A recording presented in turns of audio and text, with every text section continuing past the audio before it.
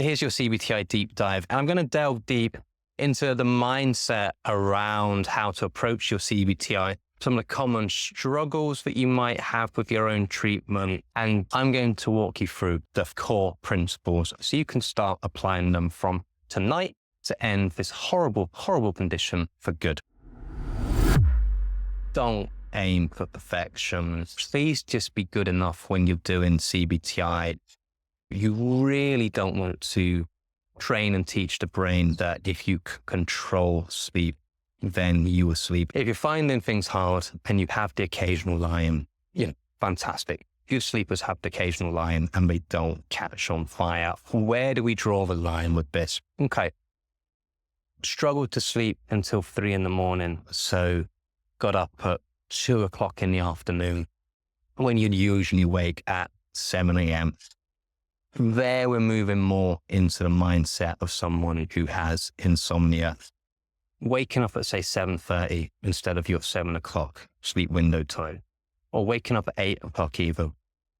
That's well within the range of what a normal, good sleeper would do.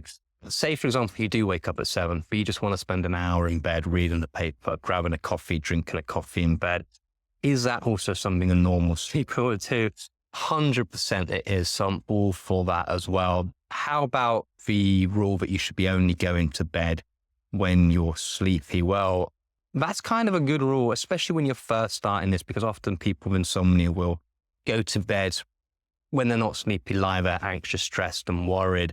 But then people say, well, okay, does that mean I can't be in bed at all before my sleep window starts? And I normally ask them, what did you used to do when you were a good sleeper? Did you watch Netflix in bed? Did you read in bed before you went to sleep? Yeah, I did. Okay, well, that's the idea. We want to be moving you back in that direction as well, doing the things you used to do when you were a good sleeper. So I think really in the first instances when you're doing CBTi, it's good to do these behavioural changes quite strictly. I don't like that word strict because it should fall strict implies harshness and unkindness, but reasonably well structured. But then the idea is to let go of the control and the obsession around your sleep. To always be thinking when you're going through CBTi. My favorite question, is this something I would have worried about and obsessed about when I was a good sleeper? If the answer is no, that will guide you down the right path of how I feel you should be approaching your CBTi treatment. And if you haven't started your own CBTi treatment, obviously tons of videos I've got on this channel. I've also got a step-by-step program on my website, sleepsy.com, which I think you're going to love if you check that out. So have a look at that one. But yeah, really that mindset of trying to kind of see if you're trying to do CBTi too perfectly and try and unpick perfectionism will be really helpful. Another common issue I see with CBTi is setting expectations incorrectly. And it's really natural to think like this.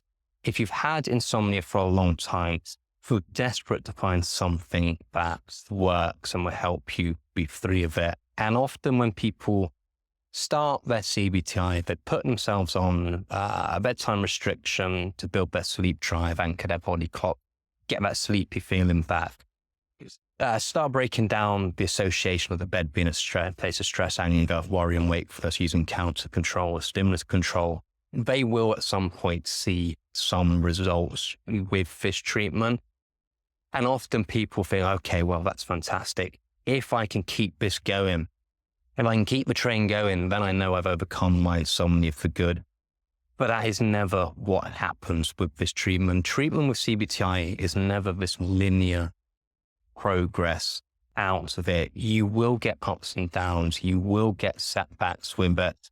And so when people are kind of in this mindset of Monday night good, please let me keep hold of that. Tuesday night good, then you're putting so much pressure and effort and expectation on your sleep that when you do get that inevitable dip with your sleep, it feels absolutely devastating because you've now got something to lose. And so I think just setting your expectation correctly is really important with CBTi. Just know that it's never going to be this linear progress out of it.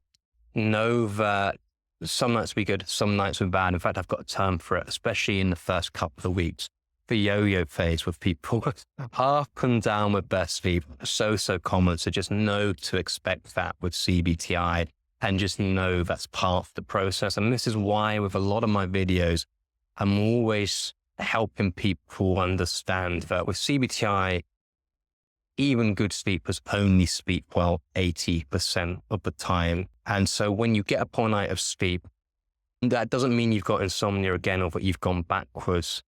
It's really how you respond to this poor night of sleep and the meaning that you put on it, which will either help or hinder your progress. Really, all you're looking for in the early stages of CBTi is just some glimmer of hope, just some improvement in your sleep, just something where you can hang your hat and go, okay, well, I see something tangible here. This is working, but you're never going to start the program, getting perfect sleep, and it's going to carry on from there. So set your expectations correctly of what progress looks like and how quickly you can achieve this progress. And please don't get cross with yourself when you're not sticking to it perfectly. Like I said, tying into the perfectionism from point one, nobody does this perfectly.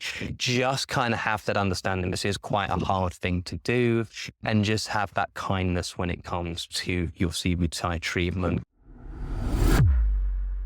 Kindness is so important in life and in CBTi, because when you've got insomnia, you've already got low self-esteem, you've already got low self-confidence because what insomnia has done to you over the years or months of having it. So please don't be cross with yourself during this sleep program. It is really helpful to cultivate a mindset of self-kindness and not criticizing yourself when you are doing CBTi. This is why I have a real big issue with the real strict CBTi, which kind of hits people with sticks and demands that they show people your sleep window and kind of look through it and scrutinizes it and tell you you've done something wrong because you didn't get light at 6:30 a.m. and instead got it at 6:45. Softly, gently. This is how good CBTi should be approached. Another point when it comes to CBTi, often something that I see a lot, is where people will start treatment and they will say, get good sleep in say, their own bed. And then we'll kind of go, okay, I'm sleeping well in my own bed now, in my own house, when things are all perfect and as they should be. I don't want to rock the boat. I don't want to stay in that hotel. I don't want to eat late in a restaurant because I've got it. I've got hold of it. I want to keep things going. And I think initially in the early stages, that's fine. You know, when I'm first helping people with their sleep, I just want to get them to the point where they're actually sleeping and have proven to themselves that there's nothing wrong with them or their ability to sleep. But when you feel confident, when you feel that you actively want to start taking on and challenging your sleep, that's when it's a really helpful thing to start pushing at the edges of what you feel you are capable of when it comes to your sleep. And so I'd often start suggesting, say, people are terrified of staying in hotels, to start doing that when they feel confident to, just to stop insomnia pushing them around and telling them what to do. Because if we think about it, what is insomnia? Is insomnia not sleeping well in a hotel? No, because good sleepers might not sleep well in a hotel. Insomnia is not booking that holiday because you're so terrified that you might not sleep. That is insomnia. It's really helpful when you're going through your treatment to get that understanding of what a win is.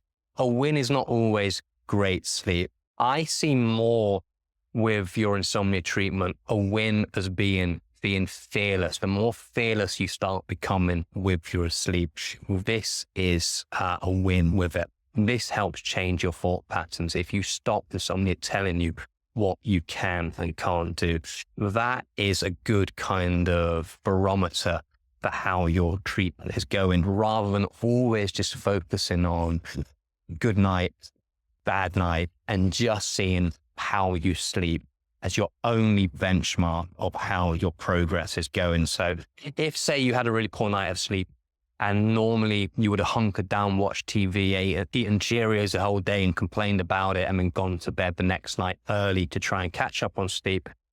And during your program, you decided not to do that. And you decided to get stuck into your day a little bit more than you would have otherwise done. I'm not talking going for a marathon, but just not perhaps cancelling a plan. That is a win with your insomnia treatment as well.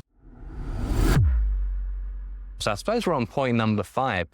Not always seeing your insomnia treatment through the lens of good sleep, bad sleep, and deciding that is whether or not your insomnia treatment is successful or not. We know what insomnia is by now. It's anxiety, it's control, it's obsession, it's limiting of your life, it's thousands of things you have to do in order to try and make yourself sleep.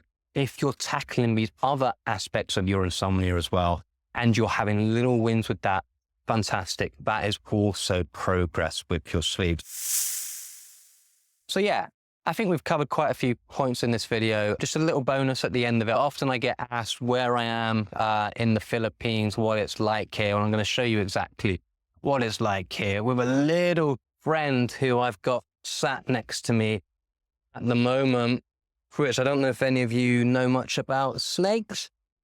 There he is.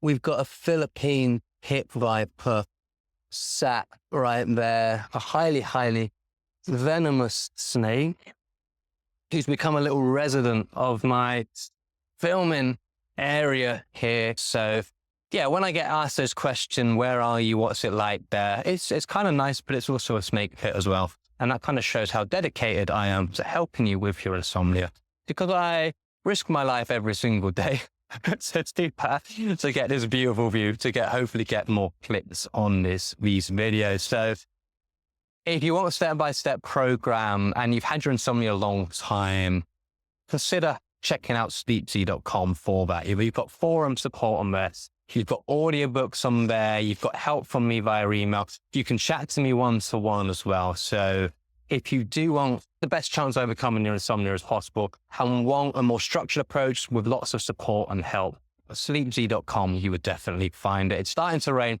so I'm going to see you on the next video. Bye-bye.